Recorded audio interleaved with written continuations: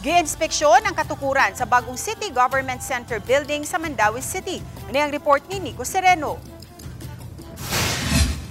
Kini na ang progress sa construction sa bagong City Hall sa Mandaue sa compound sa Karaang Cebu International Convention Center. Matud sa contractor, 12% na ang nakumpleto nila sa moabot 10 anda na tanan nga edipisyo. Si Mayor Jongki Uwano nga nag-inspeksyon sa pagtrabaho mipasabot, target nila nga magamit ang pipila ka floors sa maong building sa hinapos sa tuig 2026. Instead of waton matibuok ang building, same sad sa atong plano sa City Hospital nato, ang first few floors pwede na ba maka-occupy ang different offices.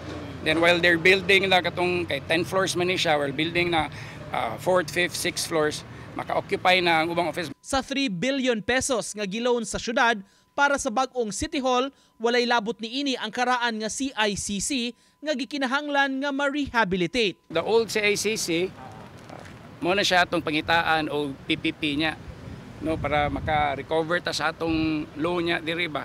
Kaya dako biya gilon. Sayang pag-inspeksyon, napangutana si Uwano sayang pagsulob og ID gikan sa City Hall.